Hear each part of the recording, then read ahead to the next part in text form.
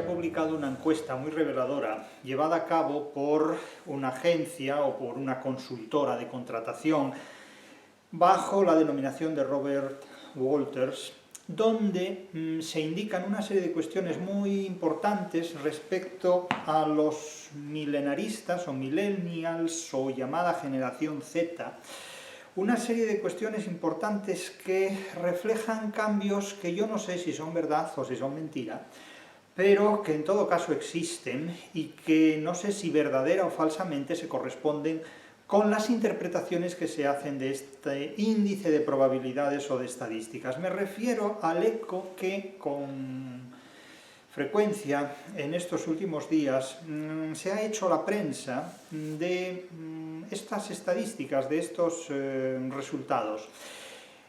Las consecuencias a las que llegan es que parece que la generación de los millennials o milenaristas, la generación Z concretamente, renuncia a la ambición profesional y a la promoción profesional.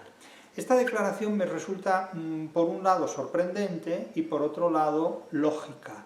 Pero claro, hay que explicar cuáles son las causas y sobre todo las consecuencias de estos posibles efectos y a qué responde esta lógica. No todo se puede disolver en una impresión de sorpresa, ni dejar sin explicar una lógica que fundamenta todo esto. Porque tanto si es verdad como si es mentira lo que se cuenta, indudablemente dentro de esa generación habrá personas que renunciarán a determinados ascensos, renunciarán a determinadas promociones por una serie de razones y otras que no lo harán. Pero la solución de los hechos problemáticos depende sobre todo de cómo se plantee esa solución. Porque aquí las cosas se presentan como si fuera todo ello un río revuelto. Y en río revuelto, a río revuelto, ganancia de pescadores. ¿O no? Vamos a ver esta cuestión. En algunos titulares de prensa se ha dicho: la generación Z lo tiene difícil para encontrar un empleo. El 40% de los gerentes no se fía de su ética laboral. ¿Por qué? Pues porque en letras mayores, en letras mayúsculas, se dice: la generación Z evita los ascensos a cargos intermedios porque provocan demasiado estrés y muy poca recompensa. Bien, pero esto hay que explicarlo más. Porque da la impresión de que los miembros de la denominada generación Z, el 100% de ellos evita los ascensos. Pero luego resulta que si vemos el índice, las estadísticas, es el 52% de los encuestados los que rechazan el ascenso a cargos intermedios en determinadas condiciones. Claro, decir que todo un conjunto de personas, todo un grupo generacional renuncia a los ascensos porque no les ofrecen las prestaciones adecuadas y luego comprobar que el índice estadístico es del 52%, claro, el titular sería más preciso y más sincero y más franco y más real si dijera que algo más o un 2% más de la mitad de los miembros de esta generación renuncian a ascensos a cargos intermedios. Claro, es que esto es una metonimia que se niega, es decir, hay una parte que se asume como si fuera totalitaria, se asume el todo a través de una parte que es prácticamente la mitad, porque además es el 52% de los encuestados, es decir, que ni siquiera la totalidad de ellos se han encuestado, han sido sometidos a una encuesta para verificar estos datos. Pero nótese cómo a partir de un hecho, a partir de un grano de arena, se construye una montaña.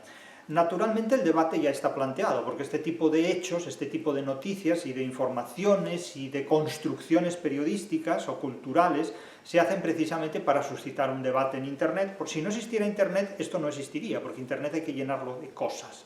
Pero vamos analizando punto a punto las premisas fundamentales, y vamos a analizar todo esto desde el método que hemos utilizado para interpretar la literatura, que es el método que se objetiva en la crítica de la razón literaria. Este método se basa ante todo en el racionalismo dialéctico del barroco. Y dirán ustedes, pero bueno, vamos a ver, ¿qué tiene que ver el barroco con esto? Pues el barroco tiene mucho que ver, porque la mayor parte de las interpretaciones que hoy actualmente se hacen sobre cualquier tipo de hecho, cultural, literario, económico, jurídico, estadístico. Es un planteamiento racionalista que se hace desde los presupuestos de la Ilustración, desde los presupuestos de la manera de pensar diseñada en el siglo XVIII. Pero es que hay una manera de pensar mucho más potente que la diseñada en el siglo XVIII, que es la diseñada en los siglos XVI y XVII. Porque es un racionalismo que desmonta las apariencias. O sea, el racionalismo ilustrado se cree las apariencias, y no solo se cree las apariencias, sino que es un racionalismo que básicamente pone su centro de gravedad en el maquillaje de la realidad, en la idealización de la realidad para satisfacer los propios fines. Eso es el racionalismo ilustrado. Y en ese racionalismo vive el mundo actual, es decir, el combustible que mueve el mundo actual, al margen de que sea el petróleo, es el racionalismo de la Ilustración. Y el racionalismo de la Ilustración es un racionalismo idealista. El método que vamos a utilizar para interpretar estos hechos es el racionalismo barroco, que es un racionalismo dialéctico. La dialéctica existía mucho antes que Hegel. Quevedo era mucho más dialéctico que Hegel y no se dio tanta importancia. Góngora era mucho más dialéctico que Hegel y no se dio tanta importancia. Y Cervantes era infinitamente más dialéctico que Góngora, Quevedo y Hegel y se dio todavía menos importancia. Entonces, la primera cuestión es el racionalismo dialéctico propio del barroco, no de la Ilustración, y aún menos del romanticismo. Y la segunda cuestión es la desmitificación de lo que se nos cuenta.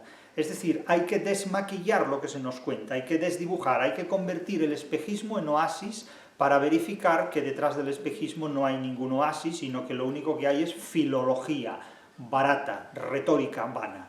¿No? Porque, claro, afirmar que la generación Z evita los ascensos a cargos intermedios porque provocan demasiado estrés y poca recompensa puede ser cierto en parte y puede ser falso en parte, pero hay que explicar por qué es cierto allí donde lo es y por qué no es tan cierto o es falso allí donde no es verdad.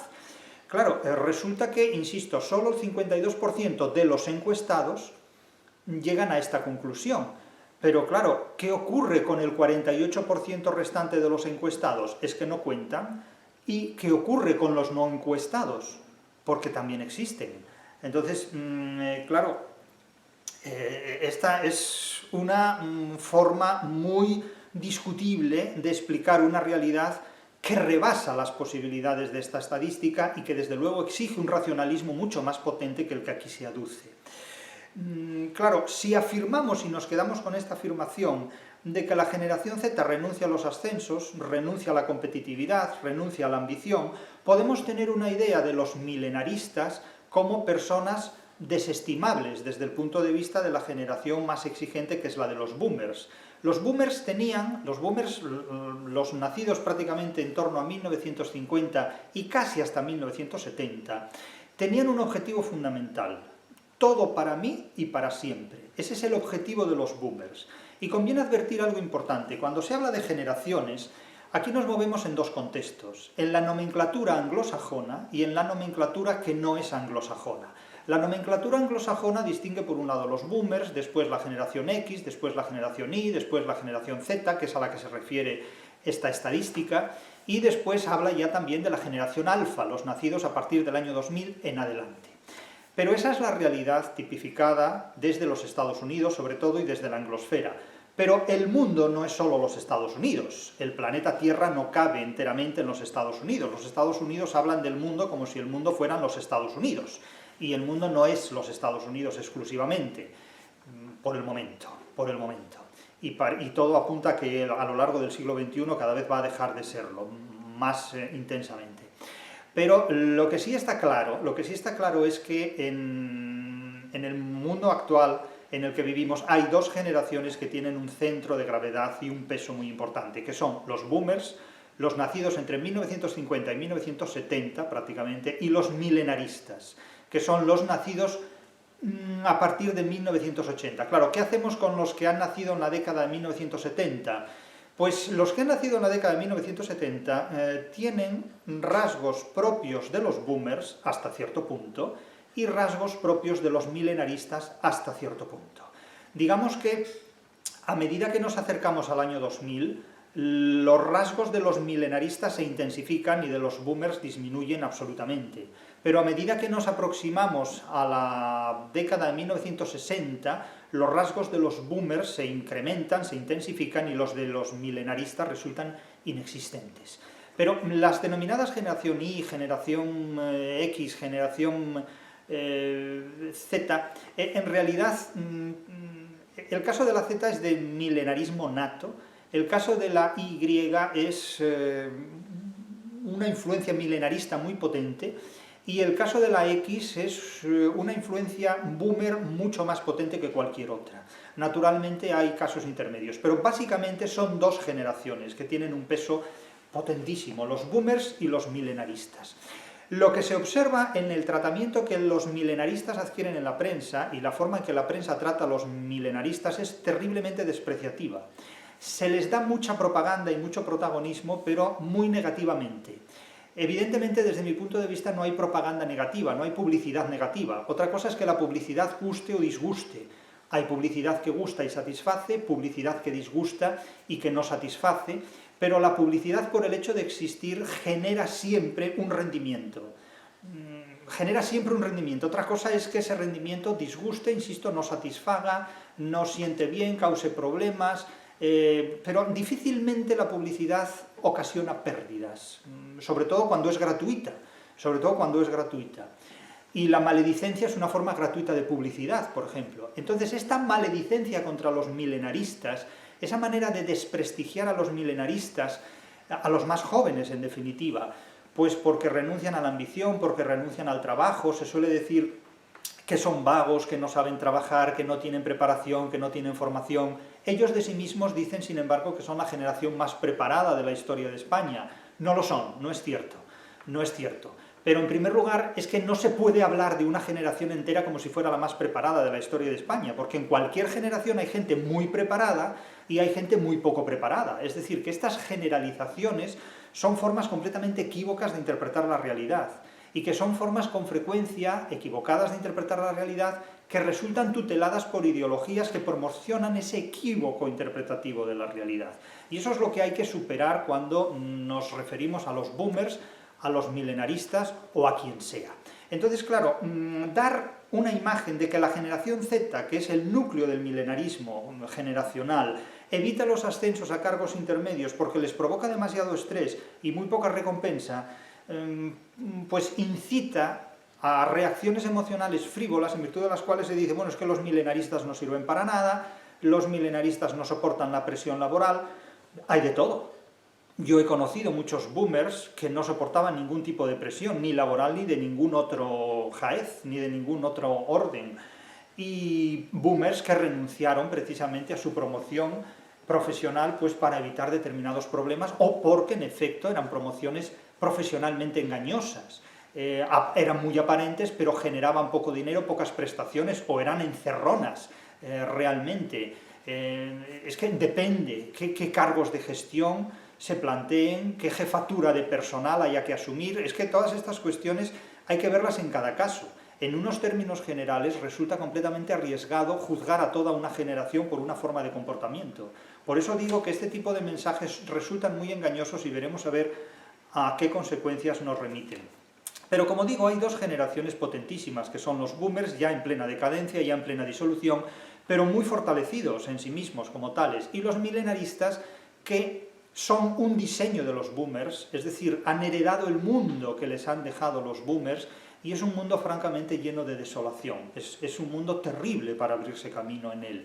Nunca ha sido fácil, las cuestiones, los boomers tampoco lo han tenido particularmente fácil, ahora sí, porque claro, los boomers que han triunfado sí, pero ¿cuántos de los boomers han fracasado? ¿Cuántos han fallecido por efectos de la droga, por ejemplo? Es que es muy bonito decir, bueno, es un boomer que ha llegado pues a sus 70, 80 años, que los hay, sí, bien, de acuerdo, pero ¿a qué precio? Porque muchos de su generación no lo han podido contar, han fallecido en muchos casos prematuramente, es decir, la historia la cuentan no los vencedores, la historia la cuentan los supervivientes, en realidad. Y esta es una cuestión que los boomers saben muy bien. Claro, los milenaristas tienen la vida por delante, pero tienen una vida, como todas las vidas humanas, minada que es un campo de minas, la vida es un campo de minas, en definitiva. Entonces, bueno, ¿qué decir de la detección precoz de cánceres que se desarrollan en estos milenaristas a edades tempranas, a edades excesivamente tempranas, tal como la prensa también nos informa? Quiero decir, si ustedes hacen un estudio sociológico del tratamiento que los milenaristas tienen en los medios de comunicación, verán que es de un protagonismo exagerado, exacerbado y con frecuencia maledicente, malintencionado. Es decir, se da de ellos una imagen tremendamente negativa. Por un lado se les hace creer que son nativos digitales, la maledicencia los llama cretinos digitales, muy malintencionadamente, muy perversamente.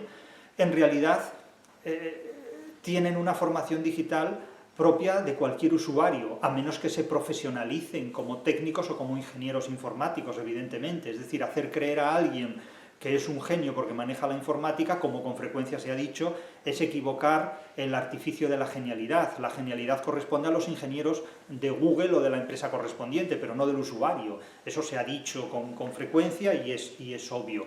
Pero ya digo, el maltrato informativo que tienen los milenaristas es difícil de superar. Yo creo que no ha habido una generación tan maltratada en los medios de comunicación de forma tan intensa y tan recurrente como los milenaristas. Y eso tiene por parte de ellos una respuesta que se hará notar más tarde o más temprano y que de hecho se nota puntualmente. Claro, no se puede atacar a alguien sin comprenderlo y sin esforzarse en una comprensión de quién es esa persona que presenta tales o cuales características, antes de calificar a esas características como deficientes o como virtuosas. Eso es una cuestión que hay que ver. Pero ya digo, el planteamiento de esta estadística en los términos en los que se hace resulta completamente discutible y hay que someterla a una crítica que, como digo, es una crítica propia del racionalismo barroco, es decir, una dialéctica y un desmaquillaje, es decir, un racionalismo dialéctico que contraste lo que se afirma con su contrario, con la vigencia de su contrario, que eso es la dialéctica, la interpretación de una idea por oposición a la idea contraria y tomando como referencia una idea unitiva a ambas, una idea que sintetiza a ambas, eso es la dialéctica. Y por otro lado el desengaño, es decir, el procedimiento del desengaño, es decir, no me voy a creer la primera de las afirmaciones. Y la primera de las afirmaciones es que la generación Z no cabe en una sola letra. La generación Z no cabe en la Z. La generación Z es una generación de milenaristas, en términos mucho más amplios, que no cabe en una Z, no cabe en la década de 1990, que tiene su genealogía ya a partir de la década de 1970, y que desde luego es un producto genuino de los boomers. Es decir, la generación de los milenaristas es una construcción de los boomers. Por lo tanto, casi podríamos decir que es un término hipotáctico, es decir, construido sintácticamente o tácticamente por la generación anterior, por la generación de los boomers. Y hasta que no se logre independizar de los boomers y a su vez no califique a generaciones sucesivas, no encontrará la independencia y la autonomía que le corresponde en la sociología, en la psicología y también en la historia. Por lo tanto, vaya por delante mi respeto hacia los milenaristas, mi crítica también hacia ellos y mi comprensión. Es decir, yo no puedo racionalmente, porque la razón no me autoriza a desautorizar, a condenar, a criticar a toda una generación simplemente porque una estadística que no refleja exactamente la realidad de lo que hay, presenta a esta gente como si fueran impotentes, vagos, desconsiderados, etcétera, etcétera. Es que esto no puede ser. Es que esto no es así. O sea, realmente no es así. Hay gente así en todas las generaciones. Pero fíjense, otro dato tendencioso de esta encuesta, se afirma, o al menos así lo recoge la prensa, a lo que me atengo, el 72% de los encuestados asegura que prefiere seguir acumulando experiencia y conocimientos para sus carreras antes que ascender y estresarse por solo un poco de salario más. Bueno, vamos a ver. Yo no sé si ellos son conscientes de lo que dicen o no, no sé si lo han dicho exactamente así o si la respuesta que se ha recogido se ha formalizado en estos términos. Pero acumular experiencia y conocimientos estresa tanto o más que ascender y gestionar esos conocimientos, porque los conocimientos que no se administran en relación dialéctica con otros seres humanos son los conocimientos que no se tienen. Por lo tanto, no cabe disociar la acumulación de experiencia y la aprehensión de conocimientos, el aprendizaje de conocimientos, del ejercicio en la relación laboral con otras personas. O sea, esto no existe ni siquiera en la teoría. O sea, ni siquiera en la teoría. Porque los conocimientos que no se someten a una relación dialéctica y laboral son conocimientos de los que se carece, evidentemente. O sea, son los conocimientos del pensador de Godin, de un fulano que está solo en una actitud que simula pensar y que en realidad no piensa nada. Es decir, no son los conocimientos del eremita que vive aislado de todo y de todos en un eremitorio y que no tiene contacto absolutamente con nadie. Es decir, eso es absolutamente imposible, sobre todo en una generación como la de los milenaristas que vive permanentemente diciendo cosas inútiles porque está obligada a una hiperconexión, a una megaconexión, a una conexión global, para no decir absolutamente nada. Eso también contribuye a una imagen tremenda y extremadamente trivializada de este grupo generacional. Pero quiero decir que, evidentemente, cuando a alguien se le hace una entrevista, cuando a alguien se le hace una encuesta, a ese alguien se le utiliza como cobaya, siempre. Cuando alguien nos entrevista, nos utiliza como cobaya para destacar una frase que nos compromete, que nos problematiza, y simplemente para sacarle una rentabilidad. Entonces, el resultado de una entrevista suele ser siempre una sensación extraña, de decir, yo no he dicho exactamente esto, pero ha salido así, y se busca ese efecto. Es decir, a mí no me han hecho nunca jamás ni una sola entrevista en la que el resultado de la entrevista coincidiera exactamente con lo que yo dije.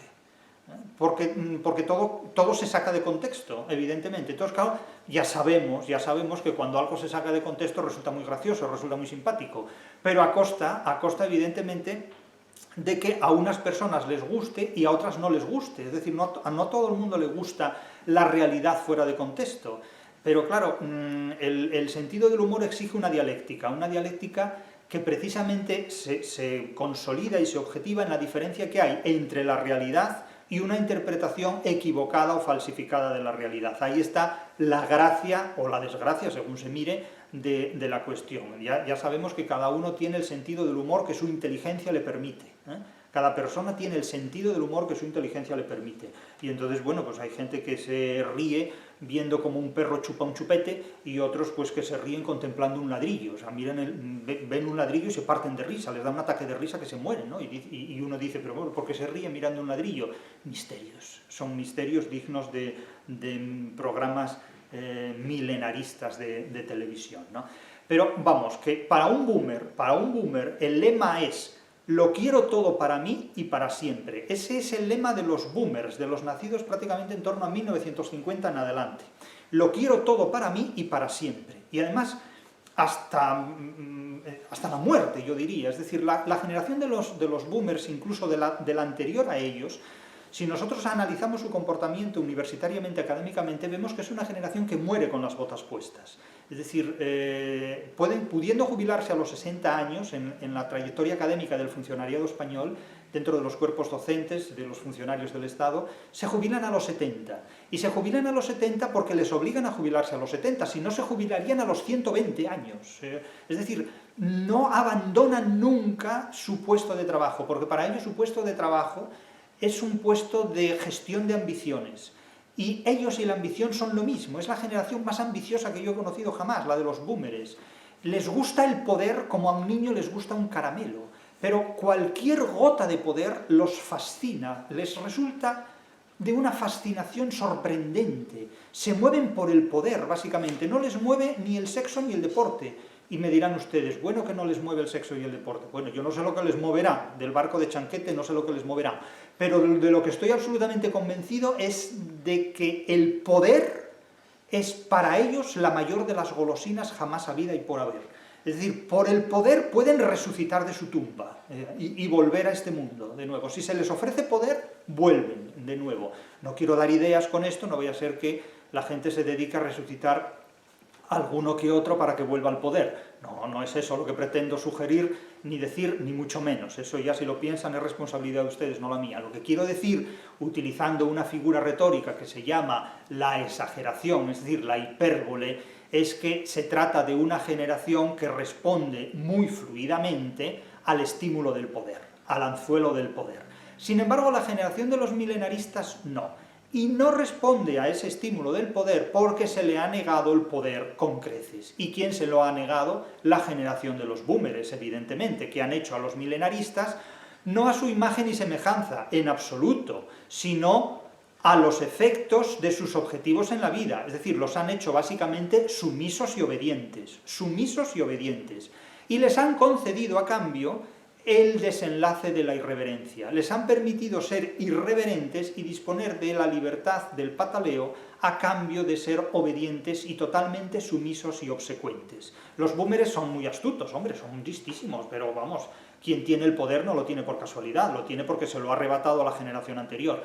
Y digo que los boomers se jubilarían a los 120 años, si no les queda más remedio, pero no se van nunca. Sin embargo, ya la gente de mi generación, que tiene una parte de boomer importante, pero otra parte ya que apunta hacia el milenarismo, sin definirse como tal explícitamente, ya se han retirado mucho antes. La mayor parte de los que se jubilan en la universidad ya pertenecen a mi generación, antes que a los boomers. Es decir, cuando los boomers tenían mi edad, estaban en pleno rendimiento. La gente de mi edad, en muchos aspectos, ya ha renunciado a la universidad.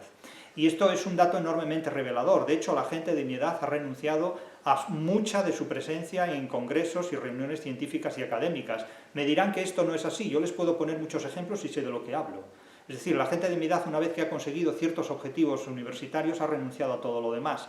E incluso algunos se han visto obligados a renunciar ya todos ellos ante la imposibilidad debida pues, a las trabas o a los procesos tan enormemente complejos que han tenido. También es cierto que ha habido muchos boomers que no han conseguido sus objetivos, es decir, no todos ellos, no todos los boomers han podido satisfacer sus objetivos vitales y profesionales. Muchos, insisto, han fallecido por enfermedades, por droga, por muchas otras circunstancias, o muchos otros de ellos simplemente han organizado su vida de forma que los circuitos de poder y de promoción no los han satisfecho, los han excluido y han quedado pues mucho más apartados. Es decir, en este punto ha habido absolutamente de todo. Es decir, hay boomers estrella y hay boomers fracasados también. Lo que pasa es que los fracasados no salen en la película, solo salen los que han llegado a cierto estrellato. Y lo mismo ocurrirá con los milenaristas, es decir, los milenaristas ahora mismo están en un proceso de ebullición juvenil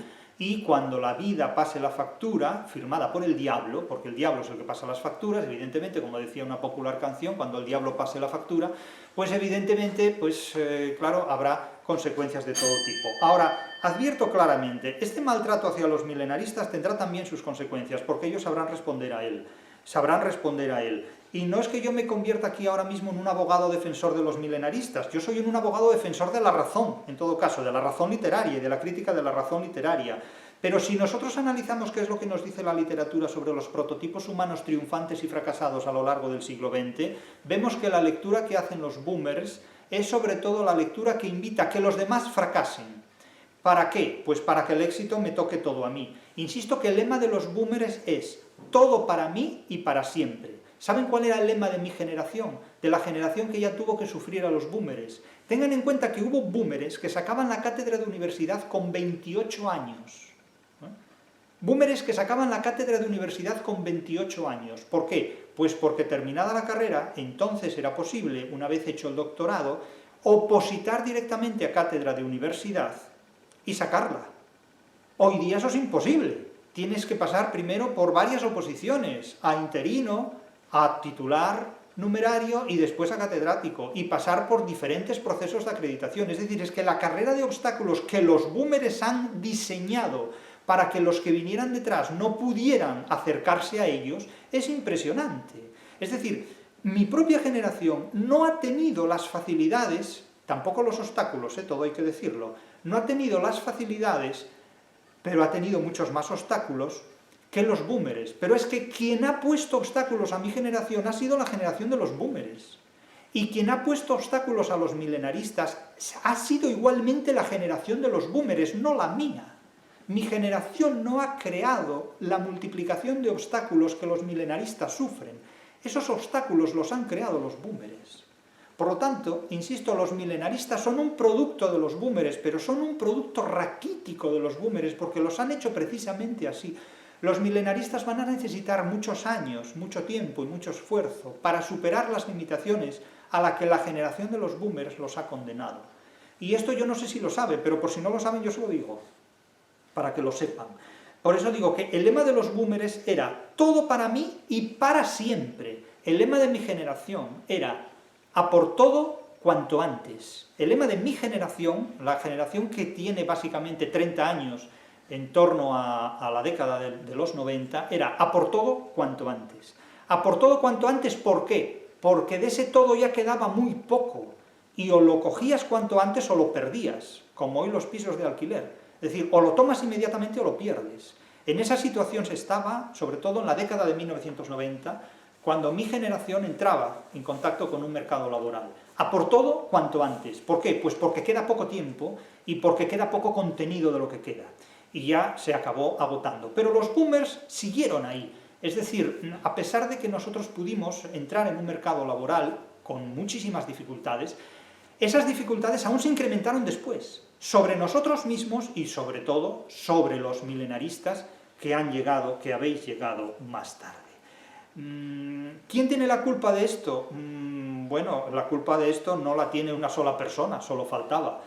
Pero evidentemente los boomers han diseñado este mundo para que los que hoy habitamos en él vivamos como vivimos. Eso tiene claramente una autoría boomer.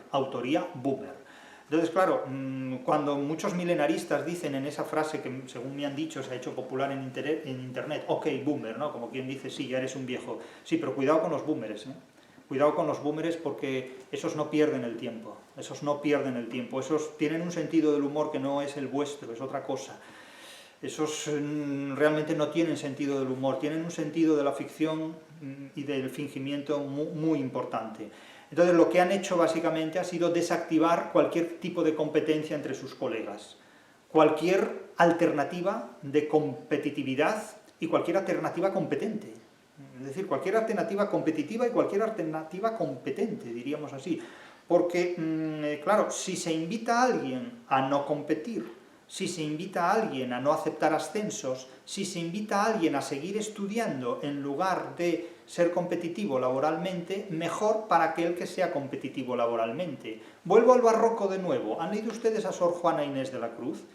¿Recuerdan ese verso de Sor Juana Inés de la Cruz en el que Sor Juana dice «Quien no compite no estorba»? Esto lo escribe Sor Juana Inés de la Cruz en 1600 y pico, en el siglo XVII, mucho antes de la Ilustración.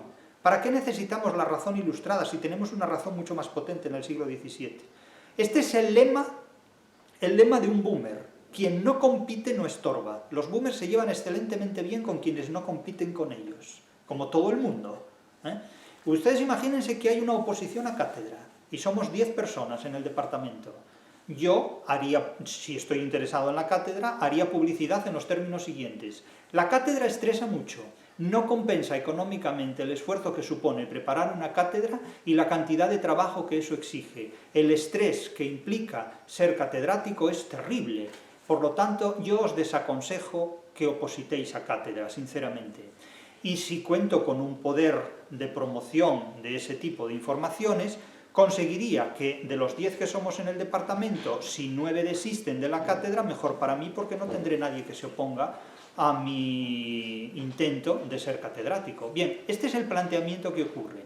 Si constantemente se dice es necesario para preservar la salud, evitar ascensos, competitividad laboral, etcétera, etcétera, pues difundamos esta creencia para disuadirles de la competitividad y que las cátedras sean para mí.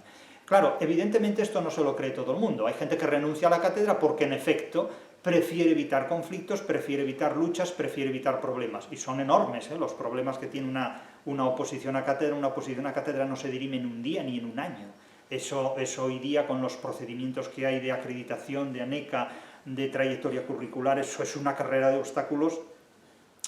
Es una carrera de obstáculos de CC, de CC punto. Carrera de obstáculos de CC punto.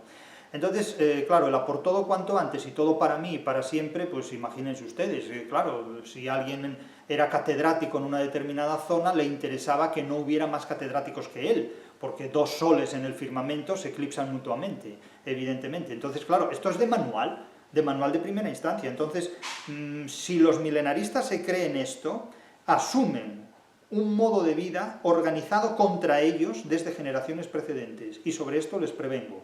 Evidentemente cada uno podrá decidir lo que quiera, por supuesto. Habrá gente que muy legítimamente decida no implicarse en este tipo de guerras y de batallas y llevar una vida de otra manera. Eso es cosa de cada cual. Pero que nadie crea que va a estar libre de preocupaciones, ni de estrés, ni de conflictos laborales por renunciar a un ascenso.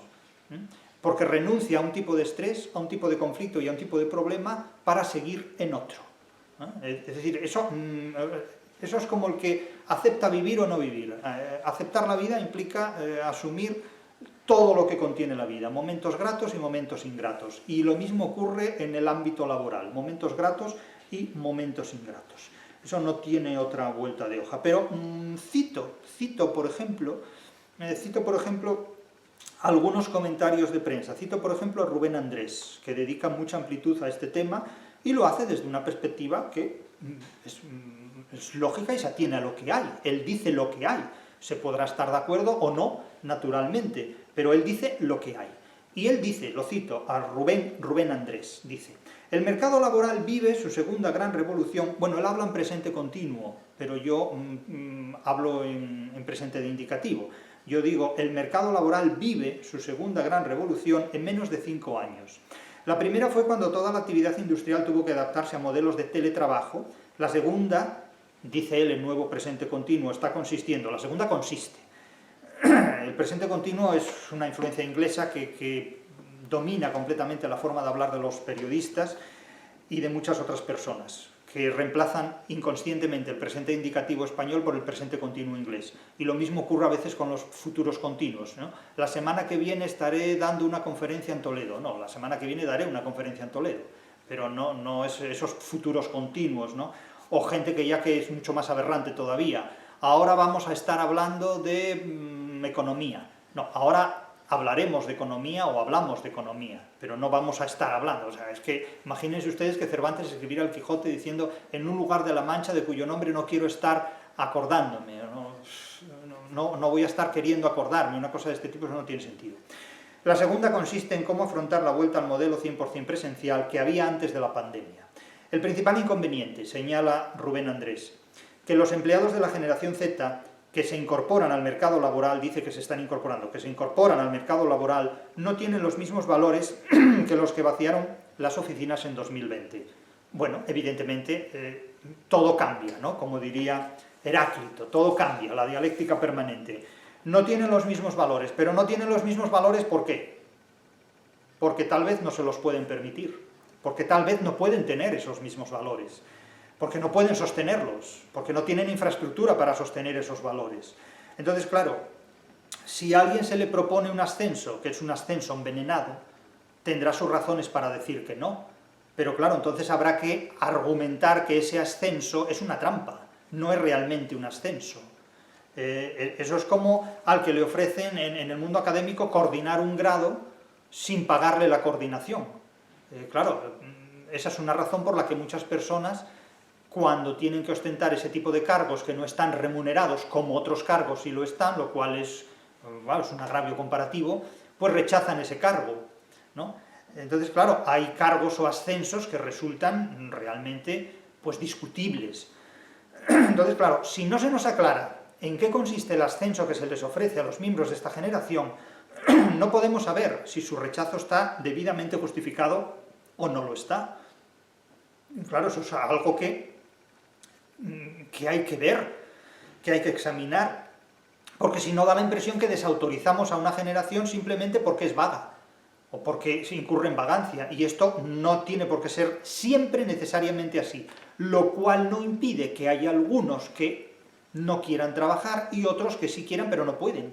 Es lo que se llama el desajuste de modalidades, saber, querer y poder. Unos quieren y pueden y no saben, y otros saben y pueden pero no quieren. Es la base de los conflictos dramáticos. En el arte dramático, básicamente, siempre hay que hacer un análisis de lo que se denominan las modalidades desajustadas. Querer, saber y poder, que diferentes personas tienen de manera diferente y que provoca el enfrentamiento entre ellas. A veces incluso el enfrentamiento hasta llegar a la tragedia, como es el caso de tragedias como Antígona, Edipo, etcétera, etcétera, ¿no?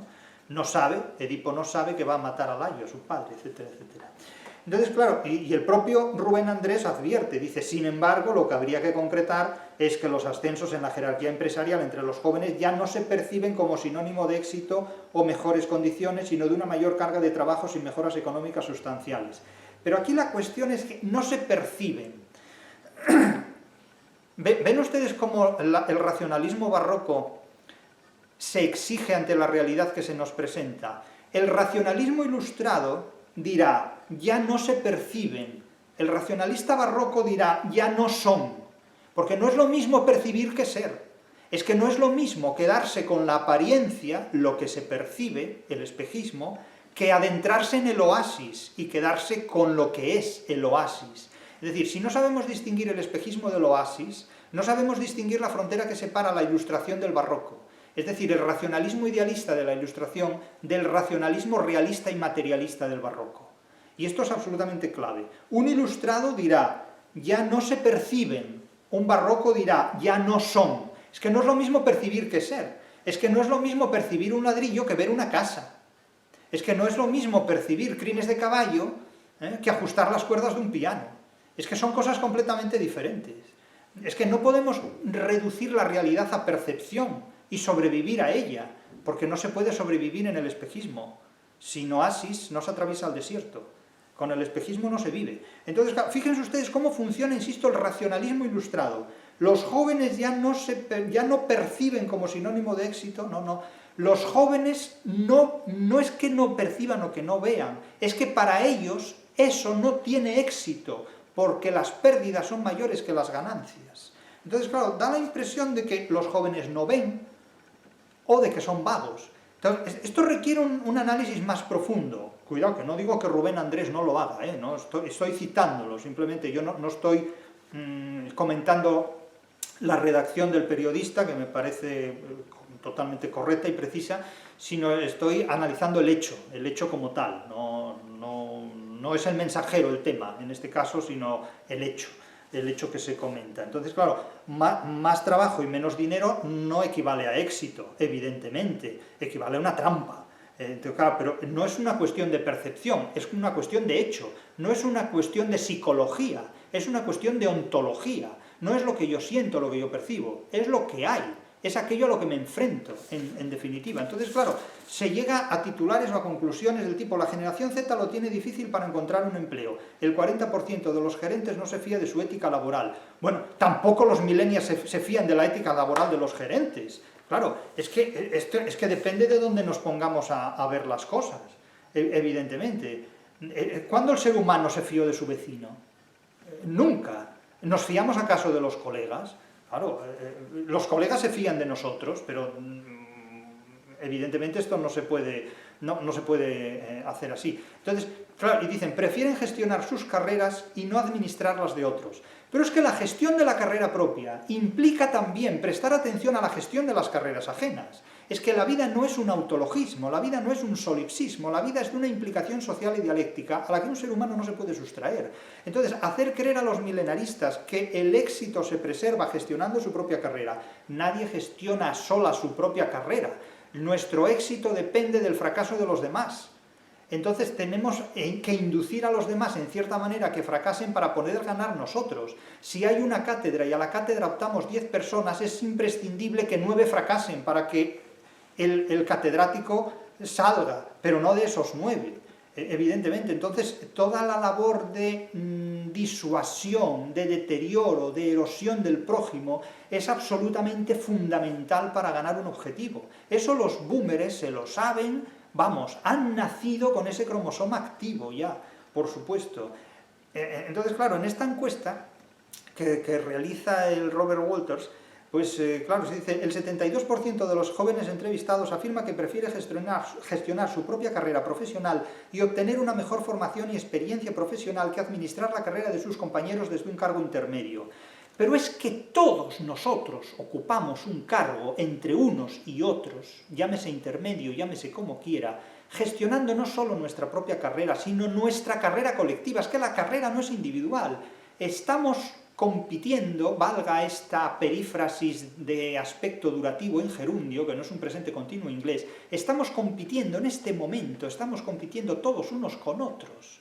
Por lo tanto, no podemos considerar que vivimos en un caparazón aislado de los demás, eso es imposible, rotundamente. La gestión de nuestra propia carrera implica el control y gestión de las carreras de los demás. Es lo que se llama la competencia, lo que ya Sor Juana Inés de la Cruz en el siglo XVII dijo: quien no compite no estorba. Esto es el lema que debería figurar en el frontispicio de cualquier empresa: quien no compite no estorba. Y eso lo sabe cualquiera. Por lo tanto, renunciar a cargos intermedios para preservar el éxito propio no es ninguna solución. No podemos creer en esto de ninguna manera. Claro, recuerdo una conversación con un colega que me advertía que, ejerciendo el decanato de su facultad, se encontraba con muchos jóvenes, muchos chavales jóvenes, que le decían que ellos querían dedicarse a la investigación, que ellos eran investigadores y que aunque tuvieran que dar clase y ejercer la docencia, pues que se dedicaban a la investigación. Pero claro, como decía este buen colega y buen amigo y también un inteligente decano, decía: pero es que esto no es un centro de investigación, esto es un centro de trabajo. Es un centro de trabajo que exige una labor docente, una labor investigadora y también una labor académica y burocrática. A unas personas les gusta la burocracia, a otras no les gusta. Unas se pueden sustraer de la burocracia y otras no. Pero no podemos adoptar una actitud en virtud de la cual tengamos un menú laboral a la carta. Es decir, bueno, yo soy investigador y no me interesa la docencia y no me interesa la actividad académica burocrática. Pero es que esto es un centro de trabajo, decía este decano, y tenía razón. Esto es un centro de trabajo, no un centro de investigación. Por lo tanto, lo que te guste o te deje de gustar es cosa tuya, pero lo que se hace por dinero se llama trabajo, y el trabajo es algo que no se hace para tener satisfacciones, se hace para tener dinero, ¿no? Y entonces, claro, desde este punto de vista, uno es muy libre de renunciar a un cargo o un ascenso, si eso implica pues una prestación económica que no satisface desde el punto de vista propio el ejercicio de esa actividad laboral, o que simplemente constituye una encerrona. Y eso no obliga a que los demás interpreten como que se trata pues de un gesto de vagancia o de incompetencia o de falta de profesionalidad, puede ser de astucia, evidentemente. Ahora bien, si renunciamos absolutamente a todo, entonces ya claramente lo que proponemos es que estamos inhabilitados para la actividad laboral, que es a veces lo que dan a entender noticias de esta naturaleza. Es decir, los milenaristas tienen que luchar contra su mala fama, en muchos aspectos. Tienen que enfrentarse a un baldón muy potente, que es la mala fama la mala prensa que tienen, dicho literalmente. La mala prensa que tienen, la mala prensa que les acompaña, y esto es un baldón que, a mi juicio, tiene una hechura made in boomers, ¿eh? A mi juicio, a mi juicio. Claro, la imagen que les llega, se dice, la imagen que les llega, mucho estrés y poca remuneración. Volvemos al racionalismo ilustrado, pero no es la imagen que llega, son los hechos en que viven. Otra cosa es que la imagen en que les llega y los hechos que viven sean los mismos, pero no pueden ser iguales para todos. Hay gente que tiene una resistencia al estrés mucho mayor que otra persona. Por lo tanto, para ellos el estrés no es lo mismo. Claro, puede ser el 48% de los encuestados. Y hay algunos que, aunque la remuneración sea poca, les parecerá muy solvente, porque no es lo mismo vivir en Madrid que vivir en un pueblecito. Evidentemente, no es lo mismo, el nivel de gasto es completamente diferente. Pero claro, mucho estrés y poca remuneración, pero es que entonces tampoco se puede tener hijos, porque los hijos provocan un estrés y suponen un gasto de los importes remunerados que son descomunales. Y de hecho es una generación que apenas tiene hijos, no puede permitírselo en muchos aspectos. No sé si por estrés o por poca remuneración, pero evidentemente no soy yo quien debe juzgar esto. Hay muchas razones que rebasan cualquier consideración que yo pueda aducir aquí, ¿no? Pero no es una cuestión para bromear, desde luego, sino que es una cuestión seria, que afecta a un grupo generacional muy considerable y muy importante, que tiene el futuro de su vida en juego, en este momento, en la actualidad. Claro, se dice que de los encuestados, el 24% de los cargos intermedios de los encuestados aseguraba buscar activamente otro empleo. Bueno, a veces basta descender de categoría, pero en otras ocasiones no es posible. Pero buscar otro empleo, ¿dónde? Esto puede servir para un mercado como el estadounidense, pero no para un mercado como el europeo o como el español. Se advierte, se valoran los cargos intermedios, pero si son pocos. Pero esto no se puede aquilatar así, no hay un menú a la carta, ni en la vida ni en el trabajo. Entonces, y aquí vamos a una conclusión muy grave, que es la más grave de todas a mi juicio, vamos ya a descubrirla, y es que lo que se plantea es que si este grupo generacional rechaza ascender, lo que se produce por parte del empresariado es el reconocimiento de un gran estancamiento, nomenclatura que ya la anglosfera da por hecha, ¿no? Nótese que todo el panorama ya está perfectamente diseñado, todo el itinerario está perfectamente diseñado, aquí no se improvisa nada. Cuando se dice que los milenaristas renuncian al ascenso es porque la consecuencia a la solución de este problema ya está prevista, ya está dada. ¿Y cuál es la solución a este presunto problema creado por el panorama, por el ambiente? El gran estancamiento, es decir, que no quieren ascensos, que no se preocupen, no habrá ascensos. Todo plano. No habrá ni remuneración por ascenso, ni poder tampoco por ascenso. ¿Quién será el jefe de personal? Muy fácil, la inteligencia artificial. No se necesitará ningún recurso humano para gestionar un equipo de trabajadores milenaristas. Responderán a los imperativos de una inteligencia artificial. No habrá seres humanos dándoles órdenes. Habrá una máquina organizando su trabajo. ¿Que tú no quieres asumir el ascenso? ¿Que tú no eres capaz de soportar ese estrés? No te preocupes, eso es un éxito. Te hemos diseñado para que no puedas soportar el estrés. Te hemos diseñado para que puedas obedecer a una máquina y te comportes como tal. Volvemos a la película famosa de Chaplin, ¿no? En definitiva, esto es la globalización, esto es la modernidad que nos espera. Bueno, no lo sé, cuando se manifieste se confirmará, pero a mi juicio es la desembocadura del río en el que navegamos y su caudal conduce a esa confluencia. Aplanar el organigrama es tendencia. Aplanar el organigrama es suprimir los ascensos. Suprimir los ascensos implica evitar remuneraciones mayores. ¿No queréis estresaros?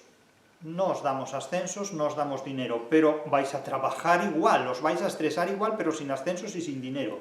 En definitiva, ni tendréis ascenso, ni tendréis dinero, pero tendréis la misma carga de trabajo u otra mayor. ¿Queréis gestionar vuestra propia carrera? Lo haremos, pero bajo la inteligencia artificial que yo os disponga. Es decir, se suprimen ascensos, se suprimen mejoras, se suprimen remuneraciones, pero a trabajar todos al máximo. Máxima rentabilidad, mínimo coste. Eso es el ideal del empresario de la globalización, en definitiva. Tu próximo jefe será la inteligencia artificial. Las posibilidades que los milenaristas tienen de evitar esto, no sé cuáles son. Eso es algo que compete saberlo a ellos. No tienen un mundo fácil, evidentemente. No tienen una vida fácil ni una trayectoria fácil. Ninguno de nosotros la hemos tenido. Los boomers tampoco. Los boomers han tenido que sobrevivir a carreras de obstáculos muy poderosas. No cabe tampoco minusvalorarlos. Pero para mí, a mi juicio, la característica fundamental de los boomers es el ansia de poder, es la voluntad de poder. Son nietzschianos todos ellos en este sentido. Y es una voluntad de poder, todo el poder y para mí para siempre. Eso es el ideal del boomer, en definitiva. El ideal del milenarista es un ideal en proceso, todavía. Pero para mi interpretación, para mi criterio, no se puede ser insolidario generacionalmente.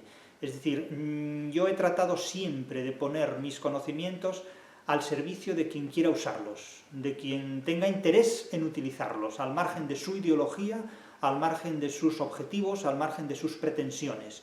Yo nunca me he dirigido a ningún público en especial, ni de una opción política, ni de la otra, ni de la contraria, ni de una religión, ni de la contraria, ni de un punto de vista, ni del contrario.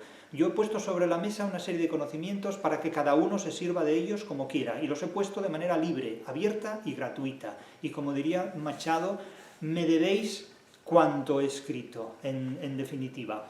Pero lo que sí tengo muy claro es que no se puede ser un insolidario generacional, no se puede abandonar a ninguna generación a su suerte, y yo eso no lo voy a hacer tampoco.